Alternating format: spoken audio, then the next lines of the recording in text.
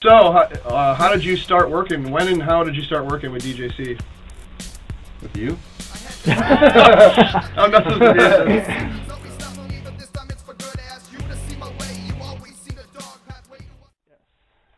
Well, I was always a fan of his music. He came in here probably about a year and a half ago, and I was actually really shocked to actually have him come over and come into the studio. You know, some of the ideas that we laid down, and I'd say create. All the beer we have drank. Yeah, beer we've drank. You know, I mean, we just immediately started clicking, and we just started writing, and you know. The cool thing is, like, it meshed, like, his music ideas really meshed with my lyrical style, and I think that's what really made everything really come together, and it just made this album fucking phenomenal, in my opinion. Oh yeah, and I feel like we really tried touching on a lot of different subjects here. You know, I mean, he has his party vibe. You know what I mean? He keeps it running, but at the same rate, I do feel like he is maturing too as an artist. I really can't play the guitar. I was just saying that. So, you know, you give the album a listen to, you can kind of take a trip, you know. Down memory lane. Down memory lane, but you know, paying all kinds of homage to, you know, all the different groups that were flowing through that meant a lot to all of us. Right. And our history and I think that's a good way to put it. I think there's a lot of history on this album. I think like every song, it almost feels like it's like it has an album of its own, because every song is such an individual. I don't even know how to say it. I sound stupid, but I'm fucking high, so it doesn't really matter.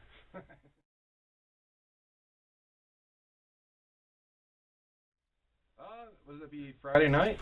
Yeah, Friday night was actually the very first song we did. I remember we did it, and it was in the studio, and as the whole album was, not even my production. Like I said, it's just everything meshed really well. And I think after we did Friday night, we were just like, this is something here. Let's just keep going. We've had all kinds of different cool people help out too on the album. You know, different gifted musicians, and yes, you know, people that really I feel like are really important within the scene of Detroit, you know, and in some levels even on a national level too, also. Right. And you know, it was. I had a couple guest stars. We had whoa, it's hot. We had Blake from 10 Ton Dieselhead, which he also is in Defamation of Character, DOC, from back in the day. We did a little song called Sit Back and Relax. So on the new album, we did a song called Sit Back and Relax again, just even heavier. You know, I mean, not only that, I mean, we've had scores of different people. Taylor Harris, who's done work with Days of the New. We've had... Yeah, Taylor did an amazing... If you hear the song... Vocals. He's hit it, man. Yeah, we were in this... And the funny thing about this, I got to tell this story, too, because the funny thing is we did the song, You Hate Me For This, and we were in the studio, and it was great, because it was me, Eric, and Taylor, and so we fire one up, right, and having a few beers, and so I am under the assumption that I can actually sing, and so we got in here, and I could not get the timing right, nor did my voice even sound great as a singer. So Taylor stepped up and was just like knocked it out like boom, boom, boom. Fucking that's it, you know. And it sounds beautiful. And if it wasn't for that chorus, I think that song would just like fall apart without that chorus. So much props to my friend Taylor. We've had Josh Ackerman. Yes. He's laid down guitar parts. He's from Rummy Green. Yeah, if you hear I Show Skills, you're going to hear that. That was all live, too. There was no cuts and no mixing. It was just turn on the song and knock it out. And he just went with it, man. And that was, like, fucking awesome. That was John Pavelik on drums, and he's done all kinds of... You listen to those, Sit Back and Relax, that fucking wicked drums on there. Crazy session.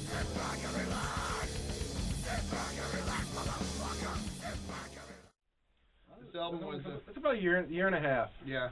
It, you know, I mean, we've had things coming and going. Actually, it's a little bit over a year and a half. Yeah. Oh, yeah. We've been doing shows and festivals in between, and we you know, been very busy with promotions and stuff. So like, it did take a lot longer than the last record. So. Right. Plus, you know, I mean, good art takes time. You know what I mean? The creativity. The record didn't come with holes, so it would teeter wildly on top of the turntable. Right. I'm just kidding. A little Spinal Tap reference.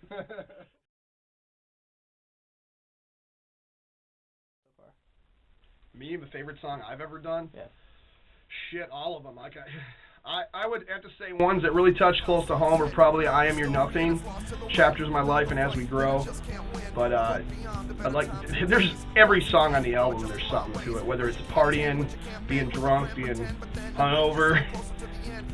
It's, yeah. Brings a tear to my eye.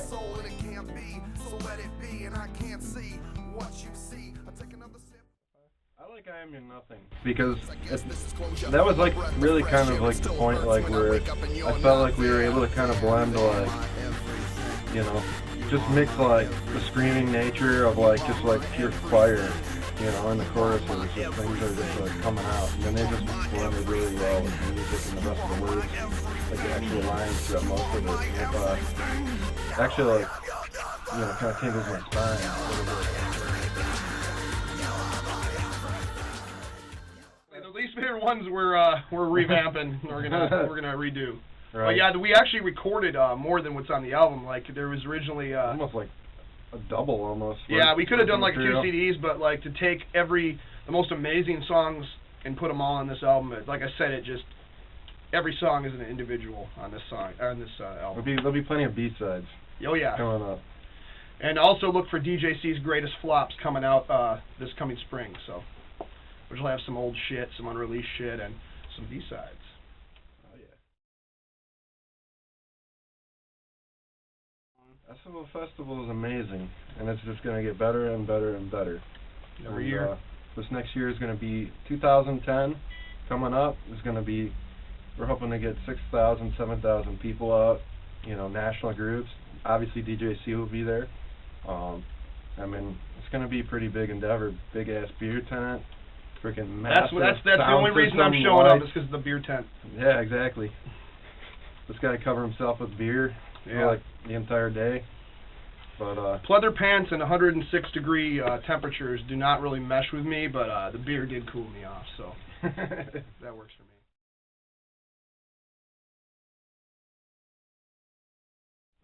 Well, obviously, you know, pulling all the funds and all the people together for it. You know what I mean? Like, it takes a lot of people to put something on. Last year we had about 30 or 40 people helping put it together.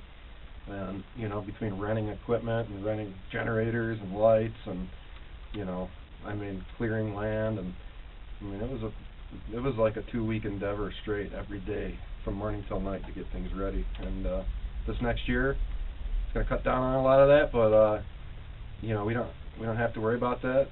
So we're getting beer sponsors. That's why we don't have to worry anymore. We're just going to sit and drink beer and watch everyone else take care of shit. Yeah, exactly. Just watch the world burn. That's right.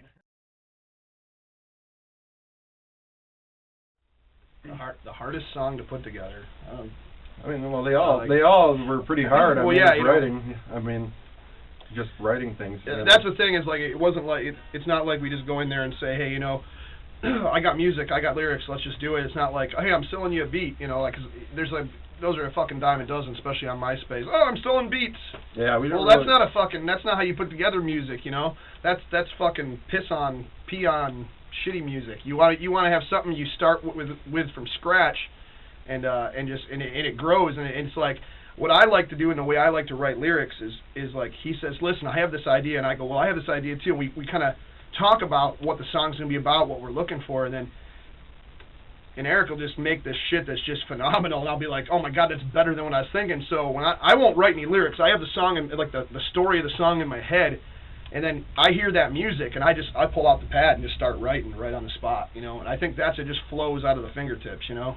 So yeah. I think that's what makes it special, is that we actually create the music, both musically and lyrically, in the studio together. And I think that's what makes it real. Well, it's not uncommon for us to be like, you know, me writing the music and Chuck just writing the words, like sitting back there all night long, just like, and kind of feeding back and forth ideas. And by the 5th joint, I mean, we pretty much got it down, and then we started recording. I mean, yeah, like I said, there's all of them require quite a bit of like in-depth soul searching, and like you're really finding like, you know, the right texture and the right color of what you're feeling. You know what I mean? So I mean, there's a lot of emotion. There's like maybe one song on the album that just like friggin' happened like right there, and was that Skills? I think it was Skills. Well, that's the one we busted in, and your brother came in, and it just all like. It was a very short time period at one day. That was like one together. Yeah, that was one we were just like, let's just do this and have fun, and it was just like the most random fun song, but it turned out beautiful. But I would say Detroit Underground, but that went through many different phases because we had like total sub bass and like, crazy shit. It was like completely different. Yeah, there's this is how it goes. You try to nail things, and you try to get ideas, and as it starts to grow and turn into its own like living entity, you tend to want to like, it kind of speaks for itself, and you just tear it apart, and you kind of like give it what it wants. Yeah, basically the music's like, telling you what it needs. It's telling it that it's going to grow into something different, and it totally did. Like that song kind of did almost like a 360 musically. Which actually turned out for the better because it's just a more rockin' song. No, I think it's more of a raw fucking underground song, and that's the name. It's got a cool vibe to it. Very cool vibe. So I mean, I've been in this fucking industry as well as Eric for a long time. We've seen lots of talents come and go, and a lot of shit, a lot of bands that were up top of the fucking world, which are now broken up, given up because of this industry and because of what people have fucking done to them. Yeah. And fuck most of these record labels, and there's a lot of good ones locally. There's a lot of bad ones locally, but nationally, it's on the industry's basically fucking dead, and it's. This is like a. We like to keep bugs in here just to freaking box elder beats. No, I mean this is definitely, we come from like the DIY kind of thing, like we do it ourselves. From the ground up. I mean, it's always good to have backing and support, but like generally, being in control of your creative endeavors, I feel like you end up a lot happier. And yeah. And there's a lot of people. I mean, especially these days, they want to mimic what they see and what's popular, and like, I mean, it's not about that at all. It's about like. It's about expressing yourself and who you are to like the fullest extent, and yeah, fuck revamping and fuck remaking and fuck remakes, musically or movie wise. I mean, but you know what I'm saying? It's all about creation. Create something new, man. Be original. Push the envelope. You know what I mean? So if you don't, you should just fucking and have fun while you're doing it. Always be humble. You know what I mean? Like humbleness is. Like where it's at, Just be able to joke about yourself, be able to joke about like. I could definitely joke about myself. Some people just take it way too seriously, and as you shouldn't. And they end up, just not being happy, What makes a B-side so bad? I don't think a B-side is quite bad. I think what happens is the album that we're creating. It doesn't seem to fit anywhere in that album, and I think that's what makes it kind of either be on the next album or an EP or something where it should belong. They have two different fucking vibes, and it's totally just off the fucking rocker, if you will. It just doesn't fit anywhere, so like you have to move that to the next one. Because I'm writing, there's some more of those fucking Beatles. I was writing a sequel to The Clerk, which is The Clerk 2, which now I'm officially saying. So all my 10 fans will be very happy about that. And but I'm hoping that that one's a real fucking aggressive song, and it's fucking brutal, man. And I think this album was more party craziness and a lot of emotional vibe. And I think that's just ready for a more aggressive or more different type of an album. So but you'll be seeing that soon, either on a B-side or a EP, which won't be far behind.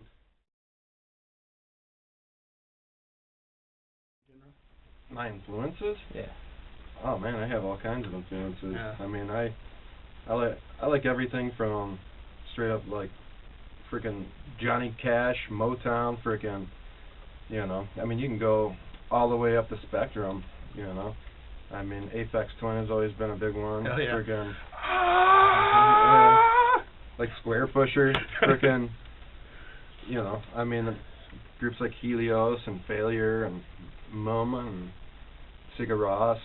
I mean, stuff that just has speaks from the heart. Has a I lot think of anything that's good probably would Yeah. influence me. Like I have such a wide array of like I like old school techno, like Dynamix 2. Yeah. Eric's a big electronic music, fan, and he does electronic music as well. But like, I really dig that type of vibe. I also like metal and industrial. I like classic rock. I mean, Aerosmith's one of my favorite bands. I love the Doors.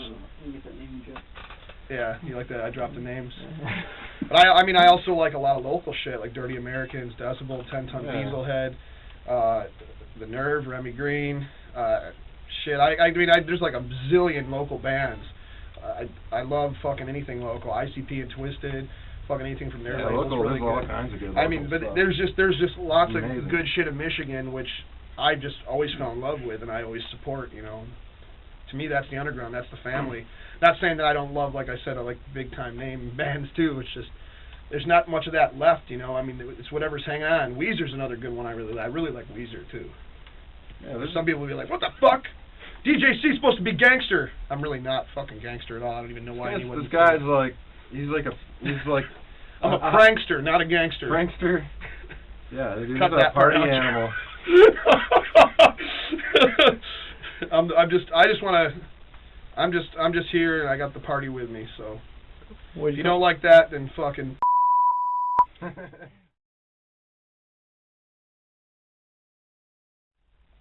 DJC, well, it actually stands for Devastating Just Cause, which is kind of like I feel like the overseer, the guy that sat back and watched this industry from whenever I started in it, probably like the early 90s till now. And to me, I just thought there should be someone to just tell it like it is, and that's where I come in, the just cause of the underground. And devastating just seemed to be what I am, obviously devastating. So these Beatles are going crazy. We have a Beatle problem at Audiomite Production. I'm just kidding. There's quite a lot of them. But it's to me, it's a DJC. A lot of people think it means like a DJ. I'm not a DJ. Don't get into the music industry. Yeah, it's dead. There's nothing left. We're the last. No, I'd say come out original. Come with something new, man. Don't copy. It's good to adore someone and really be a fan of something, but when you turn your own music into a copy of someone else, it's bullshit. So come original. Yeah. Just be Do original. it because you love to do it. Don't Right. do it for any other reason. You know what I mean? Like, seriously. It's Yeah, don't do it for a fad, because we don't fucking want you. We'll boot you in the ass out of the underground, because Right. you don't belong. I mean, be humble. Do it because you love it. Enjoy all the good times you have with other people, and welcome people into your creative, endeavors. I still can't play guitar. I don't know how this fucking thing works. We said, Chuck, bring a guitar with you. He brings this. This missing some strings. Hello.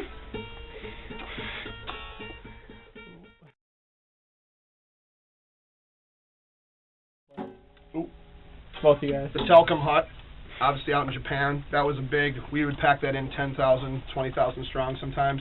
Sometimes we pack half of it because they were having the ice cream social on the other half. But Oh yeah. So I always like the Mont Saint Clair in France. right off that mountain peak. Yeah, that was. You have to actually climb. Yeah, it's funny. 1,000 feet to They get to like. it. It's really weird because they love chocolate there, and every time we play there, there's always like There's always girls covered in chocolate. girls covered in chocolate. Who knew? I mean, most places you play, they feed you like all kinds of like subs and this and that, but they would come out and they feed you nothing but chocolate, like just tables full of Right. chocolate, different kinds. You ever puke up beer and chocolate? No, but I've had beer flavored chocolate or chocolate flavored beer. I've had chocolate flavored beer. And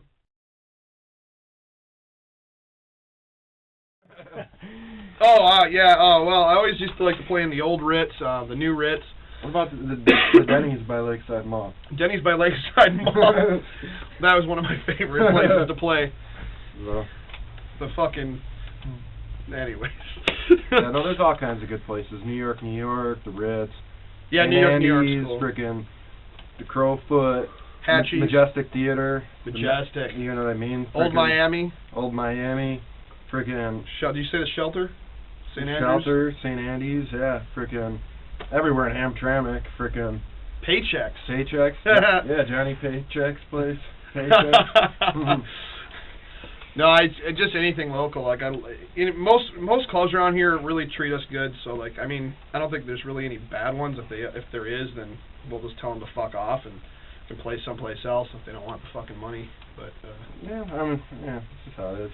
I don't give a shit. I'll play for there's free. There's good ones and there's bad ones out there. There sure is. And I like playing the shows around the nation too. You know, like California. There's always California. There's and they changed arts in Arizona. The thing about the California clubs though, and for me from being here in Detroit and trying to go out to California, it's like I was out there for about 6 years playing shows as well, with 20 Dead Flower Children, who I was living with and partying with at the time. But what was funny is like I'd play this club. I think once it was called the Lotus Lounge. Then it was Cosmos, then it was something else, and it's like every time I played there, the club changed its name. So I guess would that count as 3 different clubs out there in Huntington Beach? But no, Long Beach has a couple of places, Costa Mesa, the Galaxy Theater out there, where they actually WWE does their wrestling scouting out there, and I actually played that place. That's a pretty big place. It's kind of like about half the size or a quarter of the size of like State Theater, but it's still very big. Something like that, maybe a little. California's got a cool scene. They got a lot of cool places to play, and it's fun. But yeah, I love Detroit too. So it's like for me to go back and forth, and I'm glad that I have a lot of fans in California too, because I like going out there and playing shows.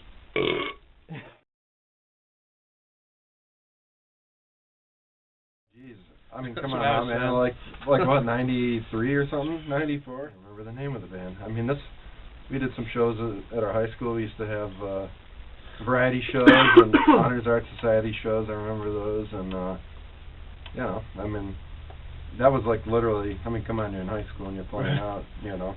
I think my first show ever was probably like with DOC at the Mosquito Club. I don't even think it's called that anymore, which I think is the Token now, right? The Token Lounge? Maybe. Something like that. But do you remember Pharaoh's Golden Cup? That's what it was. It was Pharaoh's. Oh no, that was next to it. No, we didn't. That was like someone's basement, but it was fun, you know. No, Pharaoh's is the actual joint, but I remember playing there. No, but I played. I think it was called the Mosquito Club at the time. I'm getting all this shit fucked up, but I remember going on stage, you know, and like I think this was '96 or maybe early '97, and I had done shit, but like I was like, oh wow, you know, I get it. And I think a lot of people get stage fright, and I think everybody gets stage fright, no matter how many times you've done it. But like, as you get up on stage and then you just see those crowds, you're just like, fuck it, man. You just turn that into energy, and you just feed off those people looking at you, you know. And I love it. I love being on stage and drinking 20 beers. I do it for y'all. So.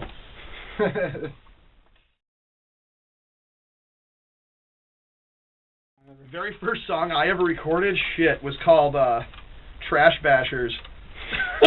I made it in 1994, which kind of fucking dates me, so fuck you. But, you know, 1994 was... Back then, Paula Abdul was just at the top of the charts. Top Gun theme, soundtrack CD came out, badass. I do remember that. Yeah. KLF. KLF is gonna rock you. Yeah. No, but I think my whole it was Trash Bashers, and I had an extra song in there called "Can't Make It Go Away," which was equally as terrible. But I think everybody starts out sucking and sounded really bad, and I sure did. Like I did not sound anything like I did right now. Oh man, those are cherished times. Oh yeah. You'll never hear those recordings, but unless you dig around on eBay, maybe, but let's not try doing that. What about you? First time you ever recorded? Oh, geez, way back then. I used to have a 4-track recorder. Actually, my dad bought it, and he was using it. My dad would do his little recordings, and I'd kind of gank it here or there. And actually, the first song I think I recorded was with another rapper. His name's Marco Polo. I don't know if you know who he is. Marco. I don't know. I know he's still doing it right now. He's actually, you know, he does his thing, and that's cool. That was like one of the first songs I wrote was with him because I went to high school with him, and I think it was called "Cause I'm Back with This Bitch." Cause baby, I'm back. I'm back with this bitch. But other than that, I mean, band-wise, cool. I mean, one of the first bands that I really put anything into was a band called Martha. It was by the Vineyard, right? Yeah. And we recorded at Rust Belt Studios down in Detroit, and I think there was Kid Rock's studio. That was the one he owned, and That was like my first time really in a recording studio. It was pretty badass.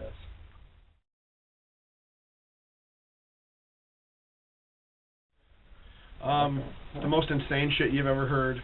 Probably shows for a bit. Yeah, pretty much a lot of live shows. Gotta really some little mini tours. Yeah, do it up and more festivals. SEO Festival. Always check that. CD release party coming up.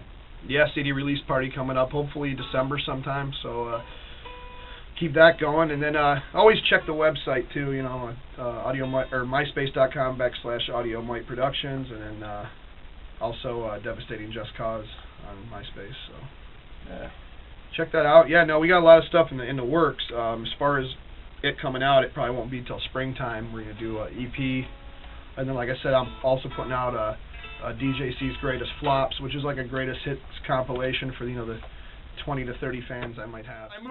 You always raise it up about 10 each time you say it. So each of those 40 to 50 fans, they really. We're here at the good old Audiomite Productions. You know how many videos I have of me walking back to the barn?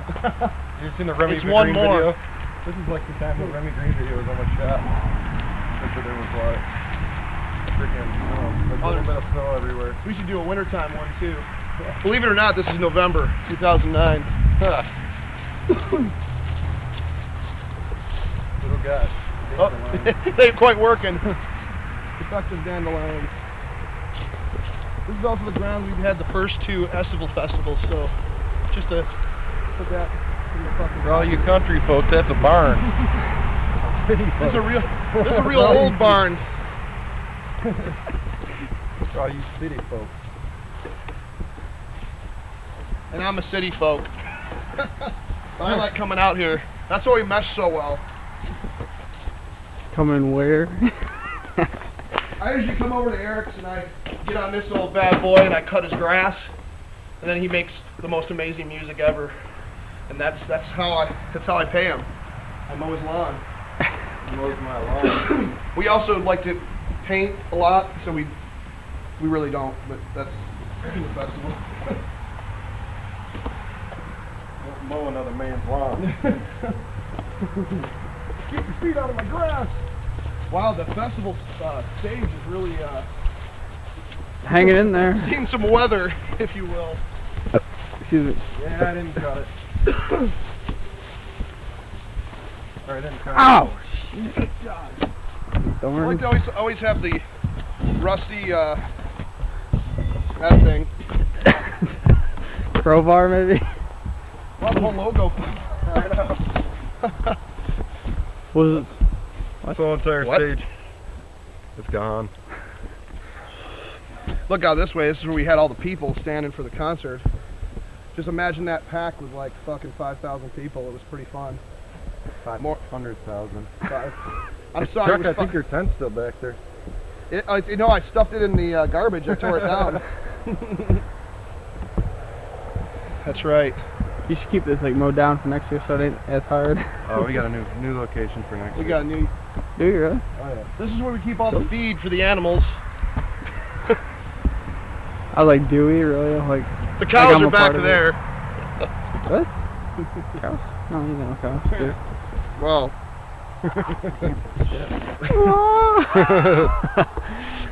Too much fun.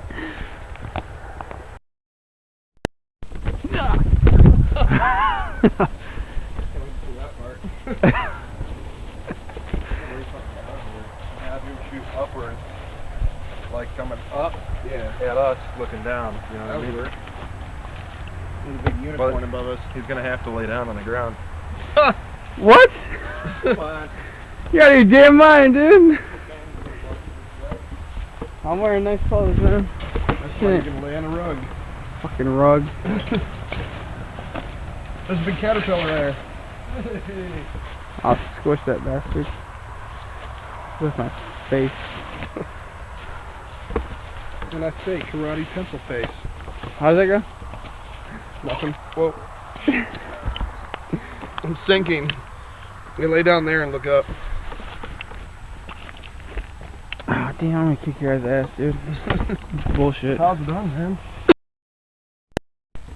What's the freestyle? Make it spin like when I'm. Just follow me, okay? Alright. So here we are. We're just doing this fucking thing here, and everything's fucking crazy. So we're doing this shit out here in the outdoors. Out here, are you with me? Are you with me? Are you with me? Are you with me? Terrible. Got some shotgun shells. Good shotgun. I'm rallying around the family with a pocket full of shells. Terrible. We'll cut that part out.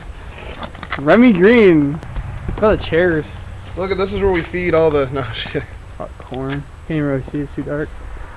I found your logo, dude. Hey. I think it's still in here.